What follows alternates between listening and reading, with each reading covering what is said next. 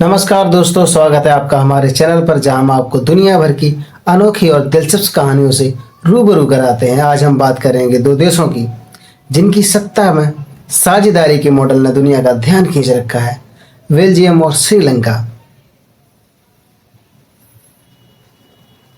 तो हम बात कर रहे हैं बेल्जियम की। बेल्जियम यूरोप का एक छोटा लेकिन महत्वपूर्ण देश है। यहाँ की खासियत है इसका जटिल राजनीतिक ढांचा।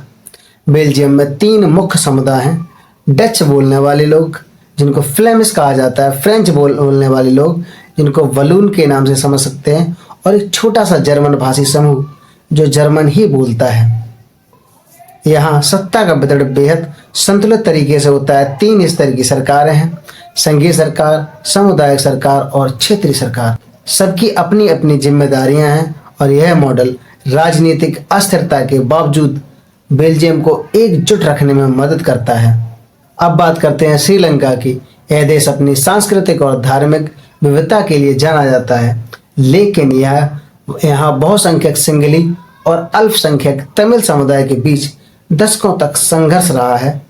हम बात कर रहे हैं श्रीलंका में 2009 में गृह युद्ध के अंत के बाद श्रीलंका ने सत्ता के विकेंद्रीकरण और अल्पसंख्यकों के अधिकारों पर ध्यान देना शुरू किया, लेकिन क्या यह मॉडल पूरी तरह सफल हुआ?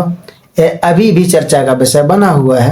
अगर हम दोनों देश के बीच तुलना की बात करें, बेल्जियम और श्रीलंका के बीच एक बड़ी समानता यह है कि दोनों ही देशों को अपनी विविधता को ध्यान में रखते हुए एक सत्ता का वितरण करना पड़ा, लेकिन बेल्जियम का मॉडल ज़्यादा स्थिर साबित हुआ। इसका कारण क्या है? इसका एक बड़ा कारण यह है कि बेल्जियम ने समझौते और समन्वय का रास्ता अपनाया, जबकि श्रीलंका में लंबे समय तक एक समुदाय के प्रभुत्व का प्रयास किया गया।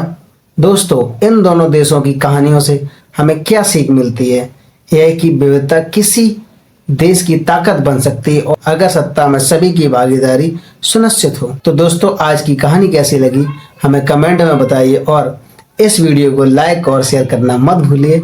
अगले हफ्ते हम एक और दिलचस्प विषय के साथ हाजिर होंगे। तब तक के लिए बाय बाय।